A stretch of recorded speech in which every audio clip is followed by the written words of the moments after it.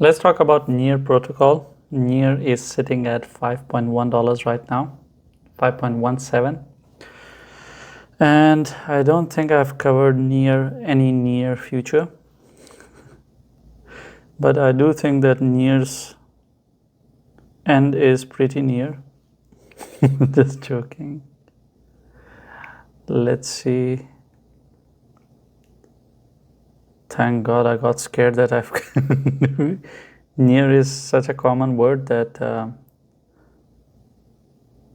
I'm searching by near, so I'm seeing a lot of XRP and ICP and all those things. Oh, I've covered near on December 5th. Wow, okay.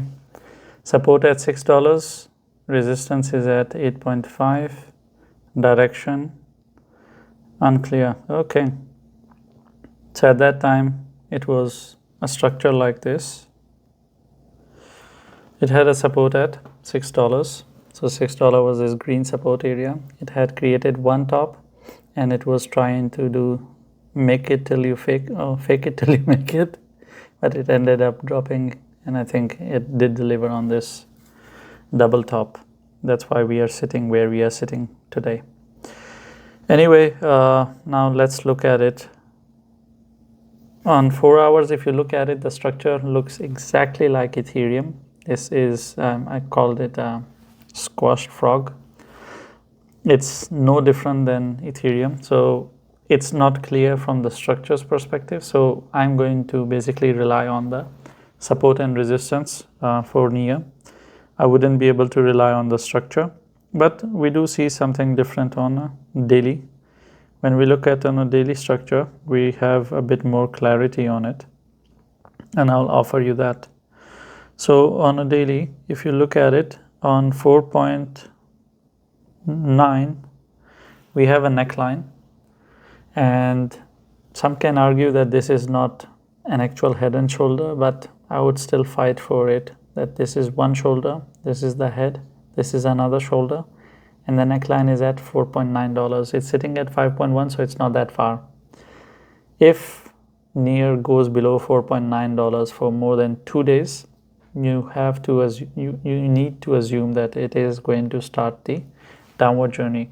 And when I say downward journey, how down it is going to go, so it is going to be 4.9, the inside is 5.6, that's 0.6, 0.1, that's 0.7. So from 4.9 it is going to go towards 4.2. Okay, let's call it $4. That would be easy to remember. So you would see it dropping towards $4 as the next stop, and of course by then the structure will get even more horrible, because at $4 it has a double top on weekly. This is one top and this is going to be the second top. Ugly as hell, understandable, but if it loses $4, then things will become a bit questionable. Actually, it's not at $4, it's at 3.5.